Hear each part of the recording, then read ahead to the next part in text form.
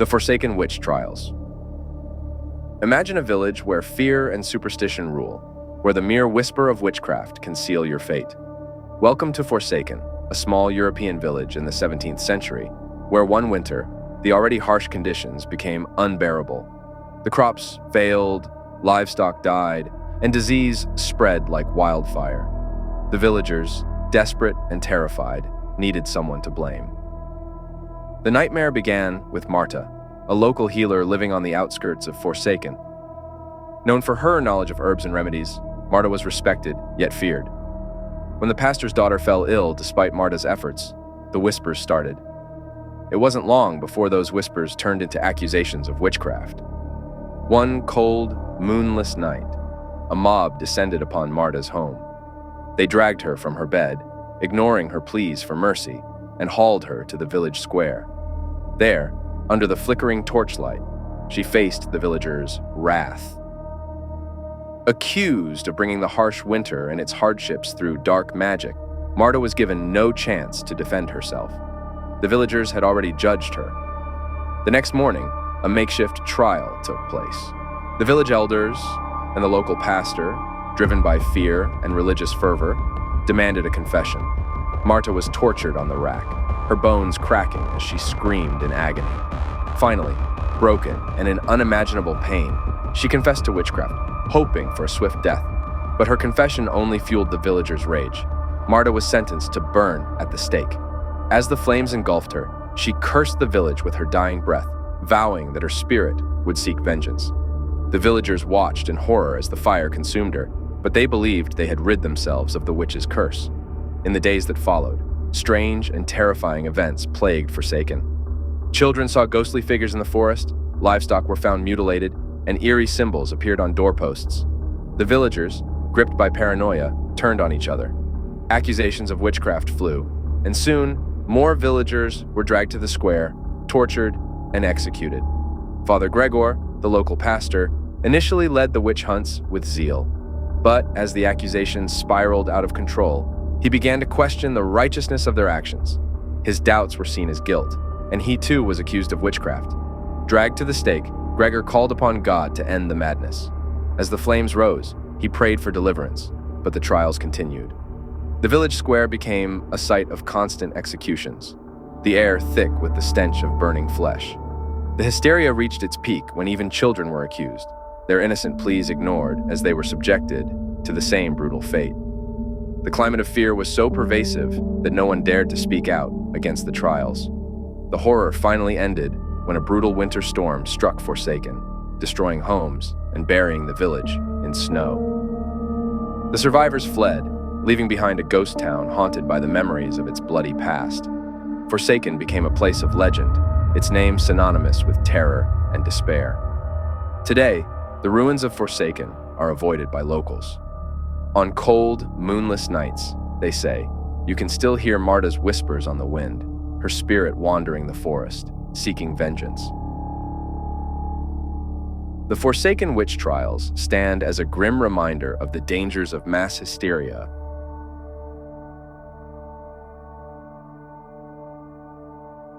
The Würzburg and Bamberg Witch Trials, a tale of fear and persecution. In the early 17th century, Europe was a place of turmoil and fear. The 30 Years' War had ravaged the continent, leaving famine, disease, and social unrest in its wake. Amid this chaos, fear of witchcraft took root and flourished, leading to some of the most notorious witch hunts in history. Among these were the Würzburg and Bamberg witch trials, which took place in present-day Germany. The Würzburg witch trials began in 1626 under the authority of Prince Bishop Philipp Adolf von Ehrenberg. Fueled by paranoia and religious zeal, von Ehrenberg initiated a campaign to eradicate witchcraft from his territory. Over the course of 3 years, hundreds of people from all walks of life were accused of witchcraft. Men, women, and even children were arrested, tortured, and coerced into confessing to unimaginable crimes, often under the most brutal conditions.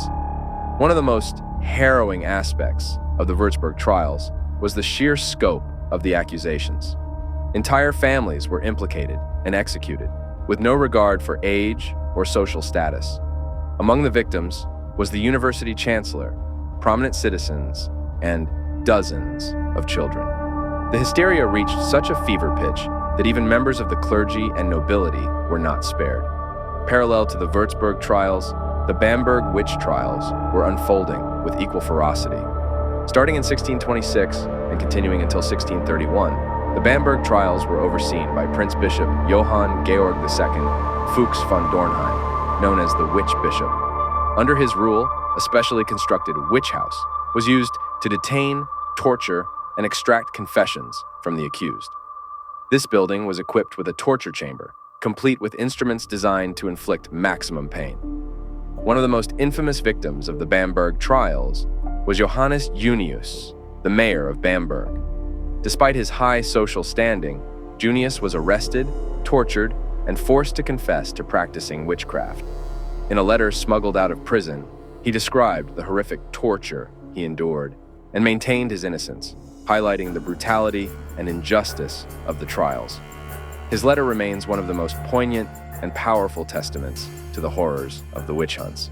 The trials in both Würzburg and Bamberg were marked by a common pattern: accusations based on flimsy evidence, confessions extracted under torture, and swift executions. The methods of torture were gruesome and varied, including the rack, thumb screws, and burning at the stake. The climate of fear and suspicion was such that people were quick to denounce their neighbors, friends, and even family members to save themselves.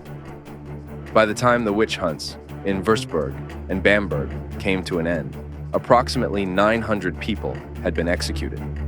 The sheer scale and intensity of these trials stand as a grim reminder of the dangers of mass hysteria, unchecked authority, and the human capacity for cruelty. The legacy of the Würzburg and Bamberg witch trials continues to resonate, serving as a cautionary tale about the consequences of fear and superstition. When Colin and Leslie Robson, two young brothers, were playing in their garden, as they dug into the soil, they unearthed two small carved stone heads. The heads, roughly the size of tennis balls, were crudely fashioned with exaggerated facial features and an eerie presence. Intrigued by their find, the boys brought the heads inside to show their family. The Robsons found the heads fascinating, yet peculiar. The rough carvings and ancient appearance suggested they were more than just ordinary stones. They placed the heads on a shelf, unaware of the terror that was about to unfold.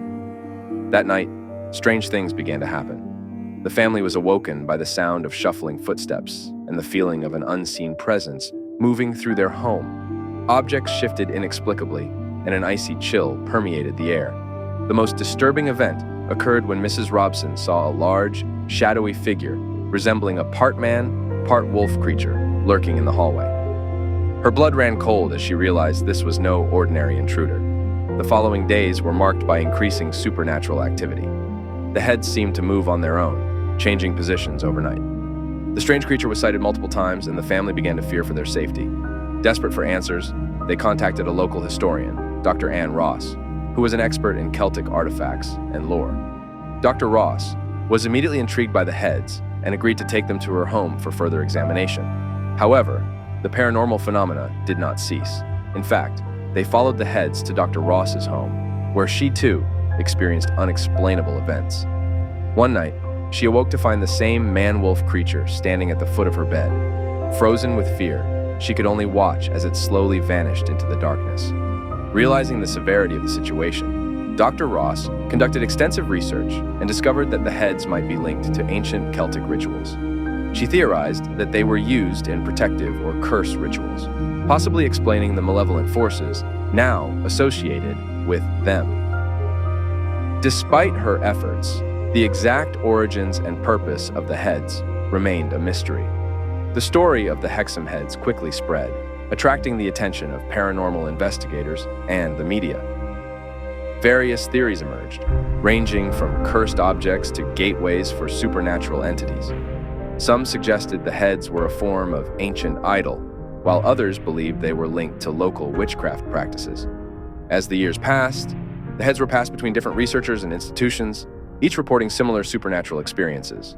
The phenomena seemed inextricably tied to the heads, leaving a trail of fear and unanswered questions. Nestled in the misty hills of northern Spain lies the small village of Zugarramurdi, a place shrouded in legend and fear. Known as the Village of the Witches, Zugarramurdi was the epicenter of one of the most infamous witch hunts in history. The echoes of these dark times still reverberate through the narrow streets and ancient caves, where whispers of curses and witchcraft linger.